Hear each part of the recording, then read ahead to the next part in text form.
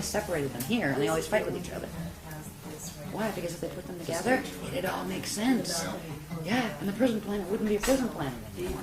That's why it was done this way. Yeah, exactly. Keep saying, okay, now it's happening. Okay, that now it's part happening. of the plan, actually, to just have so many people cry wolf for the last 200 years, and nobody listens anymore when the end times do come. Yeah, exactly. One of the people that works there is a CIA asset.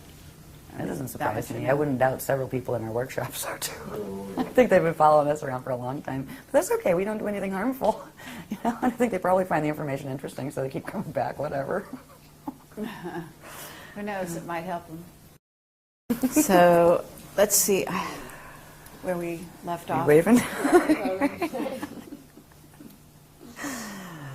Last graph. Okay, so we're basically at December 21st, 2012, and exactly what the potential is at that moment. This is the alignment that everybody's been trying to figure out what it means we're aligned with galactic core. It's actually the alignment of the rods. If you don't know that spinning bodies have rods and chambers, you have no idea, right? So you're going to try to figure out what angles are happening, what the stars are doing. It's not about that. It's about this. It's about when this frequency comes in here, which, you know, it's stationed in there at that, you know, it's actually coming through and kind of hangs there. That's a period that rotates very slowly. So that is kind of a thing that these things pass through. But at this point, right here, when we hit December 21st, 2012, our rods will cross into this and cross. It makes a, what's that, a right angle? I think I don't know my angles well. It's like 90 degree, where the solar rod, made more powerful by the frequencies they're going to blast through here. Because what they're going to do different here than when this alignment usually occurs is they are opening what's called the Procyon black hole center, and they are going to beam in frequency from the parallel side for the final kick. And that kick will send a powerful frequency burst through here, through the solar gates, that will hit our rod as it crosses over, and that will make it spin, which you spin that rod, it's going to spin the whole thing. And actually, part of it, because they're actually already on a spin in the opposite direction, part will spin one way and part will spin the other, and it would snap the crust. And it would be like, you know, within 3-day roll and everything gone. And because they're only interested at this point, before there was some takeover games and let's play with it for a while and evolve with the DNA, but at this point, the big guys, they're only interested in the quantum of energetic food that can be drawn in.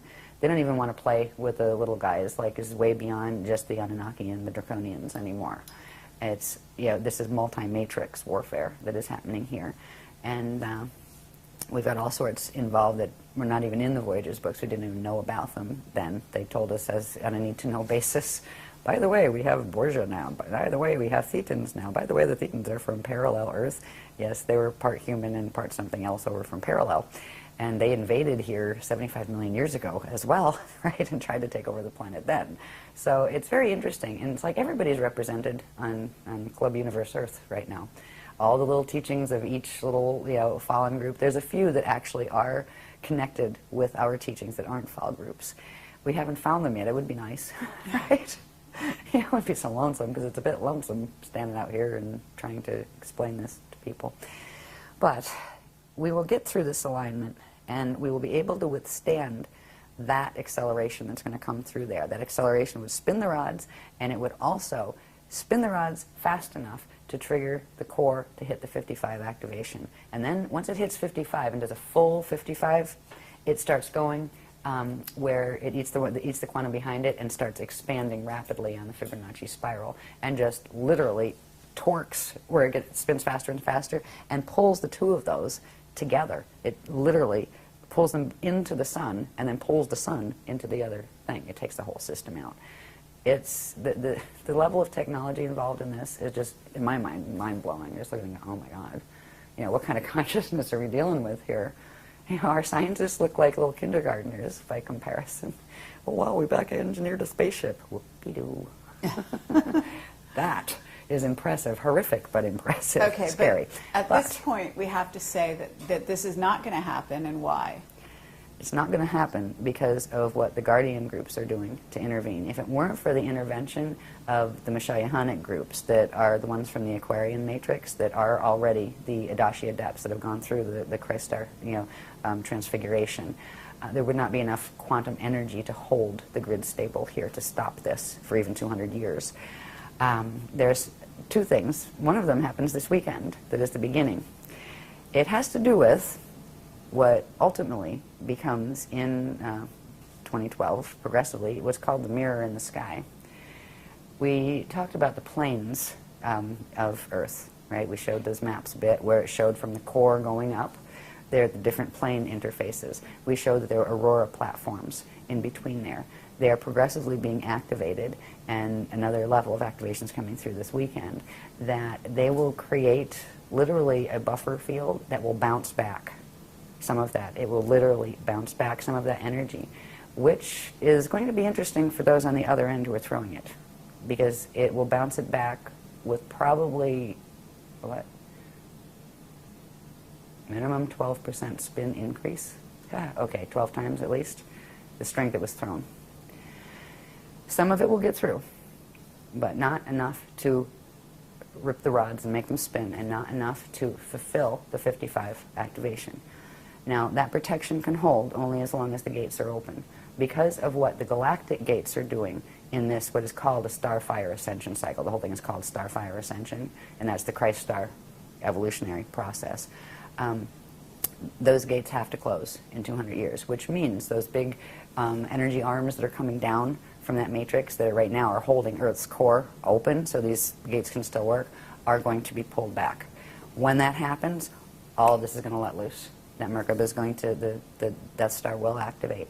But there's going to be something that happens not too long after that. That's going to happen in 2230 AD. In 2976, there's going to be things that the others have caused to occur in the core that actually the Earth is going to choose the path of Kali Ramus step back, and it's going to explode. And that will release. It's kind of like being cremated as opposed to being buried.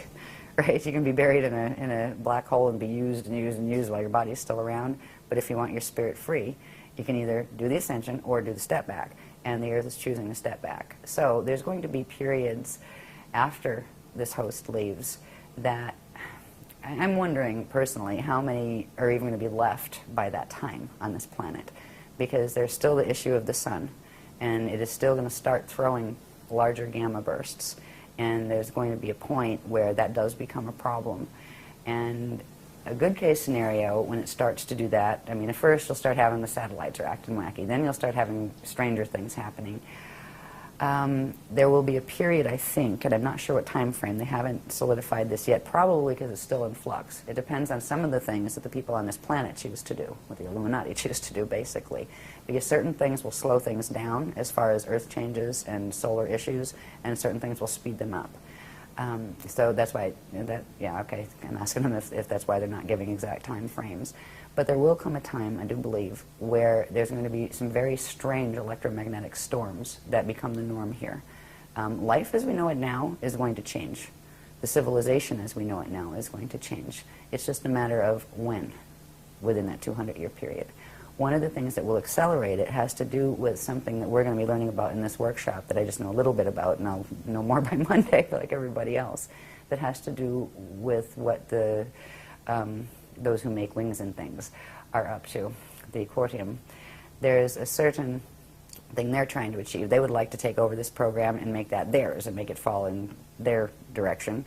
They're not going to achieve that, so they do have a plan B that involves providing a weapon technology to the humans, the Illuminati that they're working with here. They're tricking them, actually.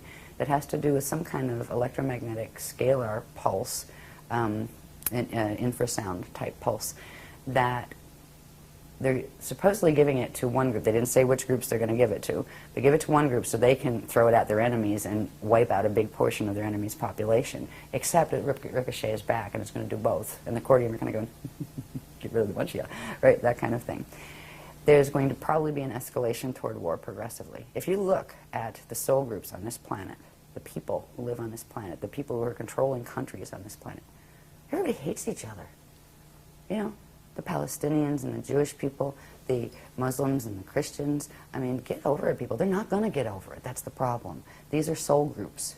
It's not just about the little people on the ground. Those people are connected to things they don't even remember exist. Those soul groups are having wars with each other. They are trying to wipe each other off the planet, because whoever gets left with it might be able to have the resources enough to get off it in spaceships when the time comes, if they're planning on being the ones left.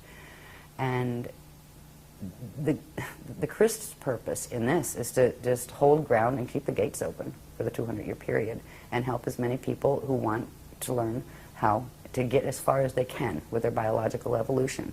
If they can't fully go into a transfiguration, that's fine.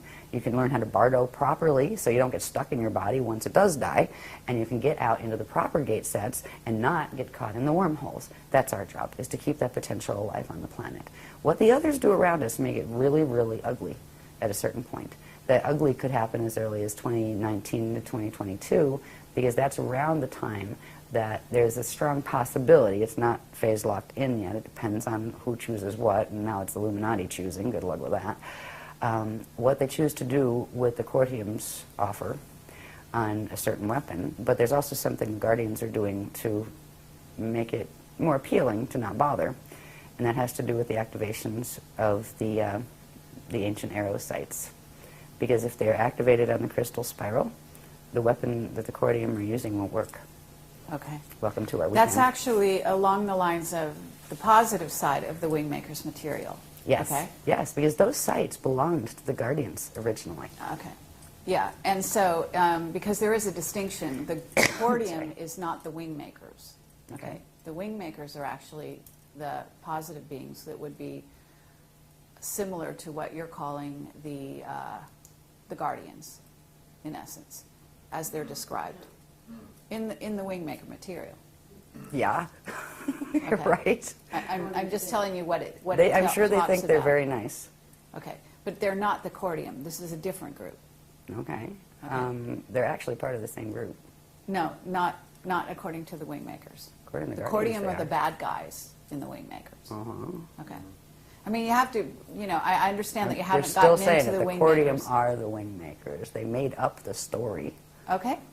Okay. I mean, Right? And this isn't the what, people on the ground. This isn't the people who No, I discovered the understand. sites. I'm just telling you what the information tells you. Right. The information tells you they're two different groups. Yeah. That the Wingmakers were the original guys that came from Source, and the Cordium are the ones that have what's called blank slate technology. Yes, the That's beast. what they call it. Yeah, the beast. Okay. Mm-hmm. This is the blank slate technology, Yes. by the way. And it's not just theirs. Everybody's fighting over it that has it. But they are actually the same race group, Okay. is what the Guardians are saying. Because I didn't know anything about the Wingmakers. And they start, they put this thing in words, who are the Wingmakers? And they say, go look it up. Right? And they just, what? Oh, whatever. And it never came up again. But now it is, because we're getting to 2011 when they're going to try their thing. But their thing isn't going to work. Right. Because we're going to activate. See, the Cordium and their Wingmaker friends, relatives, actually know that there are more than 7 sites. There are 7 they managed to conquer. So they're the 7 they're trying to look for and they're planning to activate. The Guardians know, because they were the Guardian sites to begin with, and they are somehow connected to those spanner gates, but I'm not sure how yet. We'll find out more over the weekend. They know that there are 12 primary and 24 secondary. Now, if there's only 7 compromised, if you activate those others, they'll quantum override the compromise and fix the broken arrows. And that's exactly what they're planning to do. And by the time this gets aired, it'll be done. Okay. By Monday, it'll be done. And I remember when they came to me and said, we're talking about wing makers? I said, I don't know anything about wing makers. And I said, we do. It's like, okay. But the people have been tricked by these groups. It's something that you had mentioned, where you play one side off the middle, where you pretend you're being victimized, but it's actually you're playing both sides. That is what they're doing. The Cordium and the wing makers are the same group. They are the same soul group. They are the same race group. And they may have differences in their issues, and they have different... I think they evolved in different lines, and they're warring with each other. Because right now, this is about a war from the Toral Rift. They said they're coming from, what was it, 2770 AD? That's where they're coming in from, right? That's after this place has gone into Toral Rift alignment. So there are wars taking place between them, one blaming the other, et cetera, et cetera. But they're the same race group that's fighting with each other. And they both want to take the quantum of this. They want to take over this mission. It's kind of foolish because they're taking on a bunch of big guys that you have to be really, really arrogant if you're a fallen angelic group to really even attempt. To the ones who are controlling this now, like the Borgia, are one of the strongest and nastiest fallen groups that there are, and they're huge. They have a huge portion of the parallel Veka system that went down, and parallel Akasha. So, like in the parallel Akasha. Like, good luck to them with that, but they're not going to achieve it, because if it were allowed to go through, first of all, they would activate those sites. They wouldn't need to play games with giving weapons technology. They would just use it. And they would be the ones that were pushing the buttons for this extinction to occur. The whole thing is a trickery. Now, some of the things that in the sites were from our guys, right, at various times. But some of them were from theirs. That's why the art, it's very dangerous. Some of it's wonderful and beautiful. Others of it is coded mathematically like that to trigger the Metatronic stuff in your DNA. So you have to be really careful. There's ways to watch stuff with a screen, right, where you just put the screen. Yeah, and there's ways like if we're the same way you do photography. If somebody takes your picture, you put the screen up. So it's really funny if you ever try to mess with somebody through a photograph, or even just find out who they are and do a psychic read. If they're good at screening, they'll come right up in your face and go, "Excuse me, you didn't ask," right? So there's these games that we play. Like whenever I do anything on video, there's the screen is there. You can do that when you're looking at the art, or the music is more dangerous, because if you get the other stuff, the sound tones work even more quickly than the optical pineal induction does as far as triggering the DNA. Yeah, so I just avoid it, the whole Wingmakers thing, even though some of the art's very pretty. It's like, whatever. So anyway, but whatever their story is, I'm not here to tell their story. I'm here to tell the story that the Guardians are explaining to me about them. Because there's a lot of beings out there that are actually have done some really horrible things, and then blame it on that one and pretend they're the good guys. This is like, the old sleight of hand that has been going on. That's part of the reason why it got this bad in Atlantis, and worse, because of the trickery that was going on. So we just I kind of feel like a cosmic news reporter sometimes. And it's like people don't always want to hear the news. And I trust my sources, and I will just let people know what my sources have said. And they can do what they want with that. They don't have to agree, and that's okay. But that's what I understand about the Wingmakers, and I will believe what the Guardians tell me, because they have showed amazing things in the knowledge that they have provided. I have never seen anything stand up to this paradigm that they've showed, and there's a reason, because it's the real thing. I look at it and go, oh my God, and then I kind of go, how did I survive doing all those graphs, right? I wonder sometimes, because I just focus on the moment and have to get done whatever it is for this thing and this thing.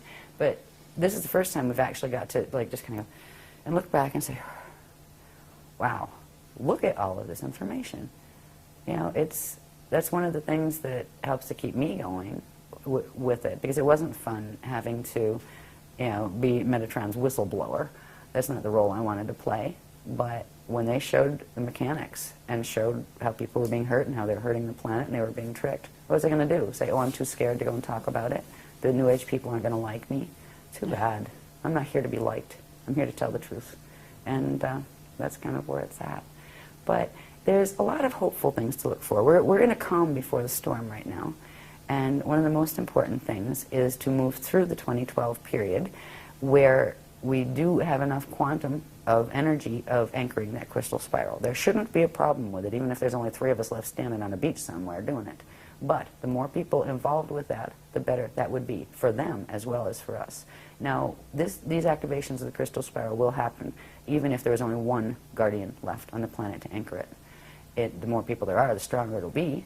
But the people who actually do anchor it before that 55 hits will have a protection field that people who do these technologies after, they'll still get some protection field from it.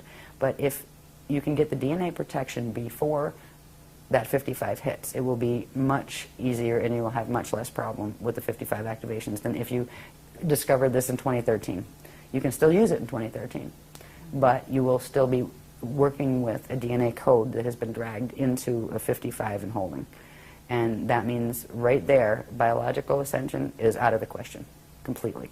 All right, that's where you work on Bardo. Okay, the next thing you can do to evolve, to your next highest level would be to work on a proper Bardo when the time comes, which means keep your body alive as long as possible, bring as much as Krystic frequency in as you can, and when it reaches its natural death point, which usually comes when the seed atom is about to burn out, right? Because it doesn't have enough quantum coming in from the amount of inflow, and it gets tired, and that's what actually causes natural death. When death isn't natural, but on a Metatronic code, that's what causes it.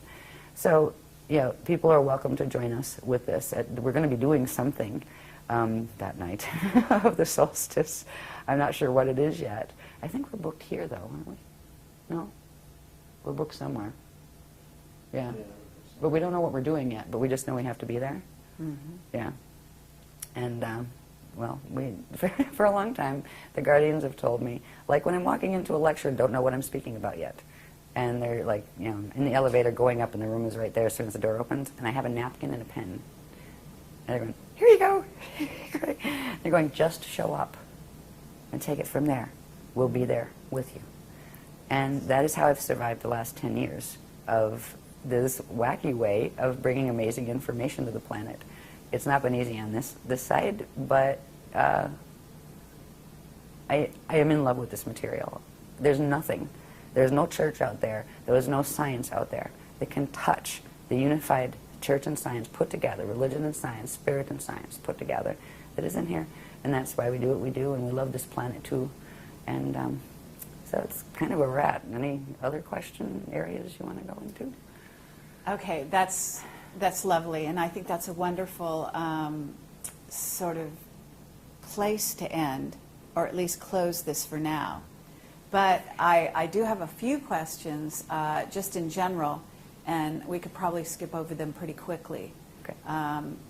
So I think that some people are going to be wondering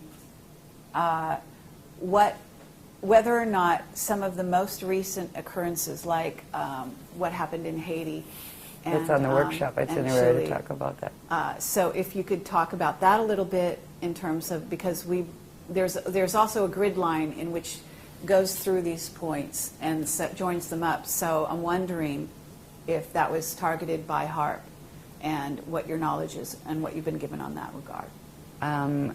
Because that is already listed on the workshop itinerary, that's something we're going to be talking about. Yes. I would be glad to answer that later, but we will have more information. I have information on it, okay, but out of respect for the people coming to the workshop, we'll release it there first on that. See. But okay, yes, it is connected.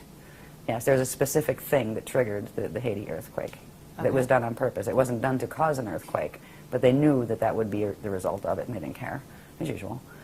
Right? Yeah, it's connected to something. Let's just put it this way. It's connected to something called the gravitron that's in the Gulf of Mexico, and it's connected to something called the Alpha Omega temples and the Spear of Destiny grids, which happen to be draconian grids, all right, the Omicron draconian.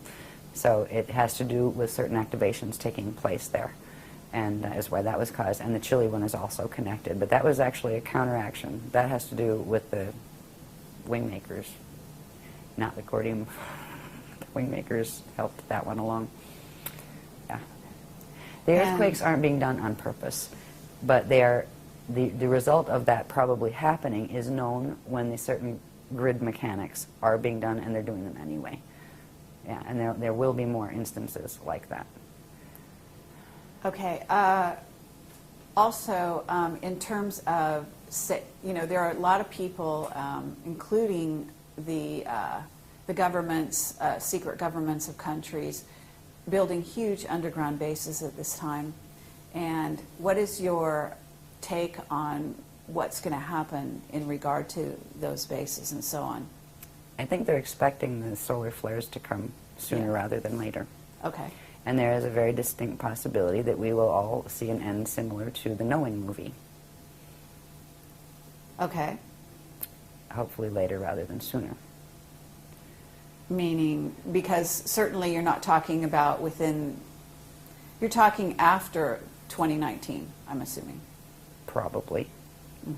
See, these are some of the things that it depends on who does what here, and also who does what in relation to this mess, you know, running through the solar grids and all of that, how fast or slow things will be. Okay. Because eventually there will be Earth changes. First thing is to wake up in 2013 and have one of those kind of, what was it, Y2K mornings? Oh, that was boring. Nothing happened, still here, right? That would be good. And that we'll probably succeed with. Then what? Then we still have a bunch of countries that are being motivated to try to rip each other apart eventually. Then we're having a bunch of people still doing grid wars, and that's not going to change anytime soon. And we still have a sun that is progressively separating from its Rasha body in Bardo ring waves, one a year. The 15th level one comes in 2022. There's also something that the Guardians have been doing, and we started this a while back when we found out, you know, about the solar issue. Is there's something called the aquiline sun buffer field that again has to do with the planes that run through the Earth's atmosphere and also through the solar atmosphere, because the sun has a similar structure. All stellar bodies would have that similar structure of the 4 sets of 15 layers, right? And that means it would still have those places where the aurora continuum could come through. Right now, the reason we haven't seen any solar issues of a major sort happening is because of that buffer field. The Guardians put it up as soon as that Pranaseed closed, because usually it sends each one of those waves that come off when the dark matter body separates from the physical matter body, releases a gamma burst, and that will usually send an EMP out, you know, electromagnetic pulse. What do they call those really big ones? Those big pulses. There's a name for them. No, the CMEs. Yes, Yeah. CME. Yeah, would usually do that. In those, there would be something called a red pulse, which is an underpulse that comes with it that actually shatters matter from the inside out.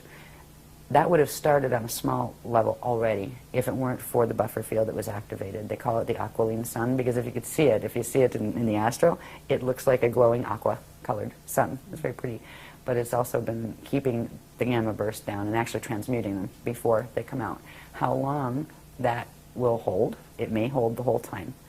If not, there may be some moments where it comes out. If it's going to go into a knowing scenario, like the knowing movie, they will let us know, and there will be certain things that can be done and certain things that can't be done.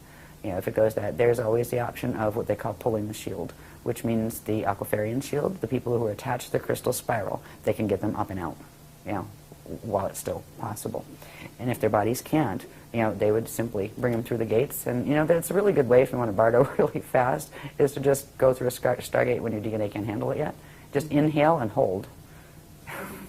So when you go, psh, all of your little pieces of consciousness stay together and you don't go all over the universe.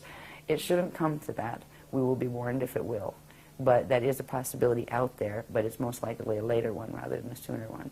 The most pressing issues now are going to be what humans and Illuminati do on this planet. There's a slight possibility of invasion from the sky. It's not as strong as it has been in other periods, because there's not a lot that would be gained by it right now from any of the sides. But that may change. We'll see where they go with that, and that's something that the Guardians are watching. They're also planning, the Guardians are planning their own visitation, but they're not going to use spaceships. What they're going to do are activate these particular zones that can be opened between those planes, where there will be spaces where the higher Earth planes and these Earth planes actually commingle.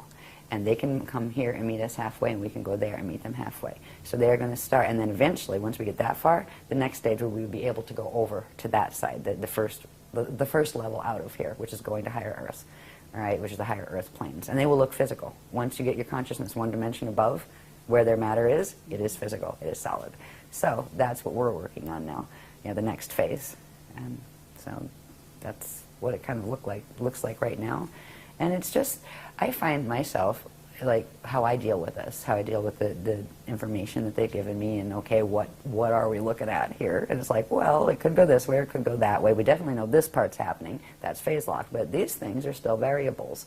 And there's a lot of things that are like, it's not a matter of if, it's just a matter of when. But when may be like closer to the end of the load-out 200-year cycle and that kind of thing. So it's just kind of like watch and wait and learn how to be at peace anyway and not let it wreck your day. And not let it make you scared. And there's a space, especially with working with some of the techniques that really do get you into a state of expansion where you feel that connection, that living connection to God's source. It wouldn't matter if I ever heard a guardian again. I feel the living connection with source. I know I am okay. Whether my body lives here or doesn't, that's okay. I am okay, and I am home. And that is a space that I hope to be able to help other people to reach, because it is the space you need to go through these times in, where you can still smile and still make jokes and mean it, and still, most importantly, love everybody. Because with the horrible things that have been done to this planet and people do to each other, and not just ETs, by the way, a lot of these people are not just ET, but they're ID, interdimensionals. Not all of them use spaceships. Some of them use those nasty Merkaba fields, right, as their transit vehicles. But to be able to keep the love there anyway is part of the lesson, I think, that consciousness comes into situations like this to move through. It's almost like a test of your merit on, do you really love? Do you really know what that means? Can you still love them even if they did that? Can you still not be afraid even though you know this is occurring? And it tests you, because we're dealing with these little emotional bodies down here that go, ah! I'm scared. But I'm going to be tough anyway. I believe in the Christ. And the one nice thing is, there is only one set of rules that does apply in the eternal cosmos. And they are the rules of the Christ. The only people that haven't learned that yet are the ones that still play the FA games, the fallen angelic games. Because all they will eventually do is meet the consequence of their action. And the people who don't allow themselves to be lowered to that level of action and keep their truth and keep their love and all of those things, they will also be met with the consequence of that. It's about not letting yourself be worn down by those who act in unkind or evil even ways around you. Evil eventually destroys itself. This too shall pass. But the eternal is just that, eternal. It's a no-brainer as far as I'm concerned. Anyway. Okay, thank you very much, Ashayana Deane. Thank you. And I'm just going to ask one more question, and we'll see, because that was a lovely ending. But I do want to ask you, just in case, there are a lot of people out there who think that they're going to be rescued by spaceships, by positive beings in spaceships, in and around 2012, after 2012, and so on. Can you please address that? Let's put it this way. There's none of those lined up in the port and any of the guardian sites. It is a possibility, if things are going to go bad, that some of the other ones from the fallen matrices will come and get what they consider their own seed in order to transport it elsewhere in the fall systems. It's a possibility. But even if you're in that position, I wouldn't hold my breath. Okay. These beings were planning to move those rods and have it all over while they were telling people that, oh, 2012 is going to be your ascension. It was going to be your annihilation. You know, if they did come in, I'd really think twice before I got on that ship. So that's our opinion on it. Thank you. You're welcome. Thank you for your patience with this, for letting the guardians speak about what they felt was important. Thank you very much. Absolutely.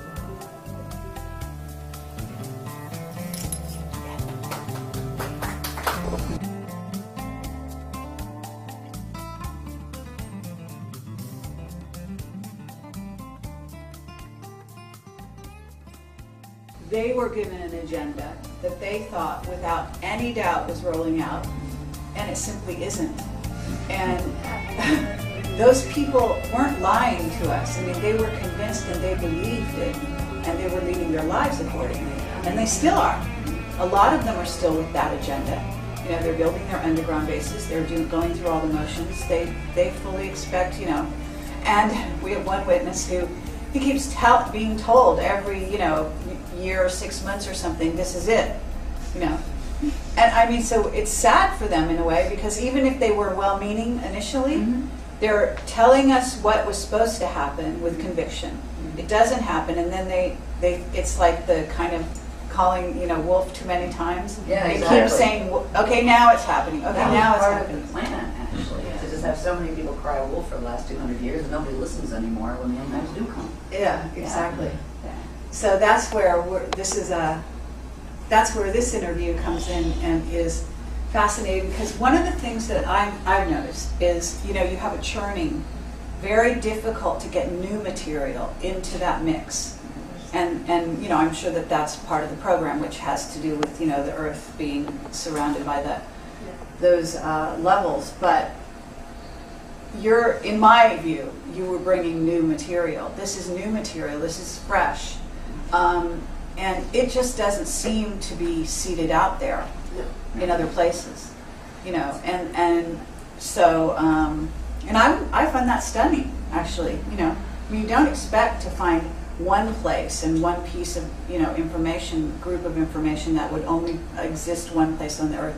Usually there's a duplication somewhere, you know. But I'm not seeing it, so, you At know. this point, we'd be thrilled to find another. Yeah. Exactly. So, I mean, it's like, While. and it's the same with science. Right, It's for just sure. like earthly science is so caught in this web Oh, of it's just a total repetition loop. and you know, and even the free energy group is having a problem. You know, I mean, getting new information and new material into this planet seems to be a real problem. It's not easy. And so that's part of what It actually causes physical pain to it, to bring that fresh line in. Yeah. Because the body is still holding, you know, the dimensional body structures are still holding the mutation of the planetary grids. So that information has to force itself through. And you get everything from extreme bone pain and joint pain. Yeah. So sometimes when it comes in, if a really heavy, fast line comes in, instant nausea and just heat flash. Except what's really funny is that the men get the heat flashes too. So it's not just female menopause. Yeah, I know. Menopause. Menopause. I mean, children Sure menopause, enough. because even the younger ones get it. Yeah. Yeah. So it is there. Yeah. In the beginning time, it was hilarious. Just like, well, I'm glad I have front teeth because the back ones just kept shattering. Yeah, just from the amount of frequency coming. Yeah. Incredible. Through. Yeah. Fun salad. It's good. Yeah, I mean, I've had that very much anymore. happen also. I mean, I think that there are also places on the planet where this is more likely to happen than other places. Egypt is one of them. Some of the worst grids. Yeah, but very powerful. I mean, certain places are very powerful and can really, I mean, I've been hit just incredibly where I've just fallen on the ground and stuff, type of thing. So it can be very intense. We had one of those in England when I first went over, before we were married, and went over for the first time to do workshops over there. I think it was the second one. And I got hit so bad while I was on stage. Yeah, and literally I was like shaking. I had to call a break, and we were told by the guardians to go home now, cancel the other 5, just go. Yeah. I can get on stage for instance. And that was when they wrote the Treaty of Altair in 2000.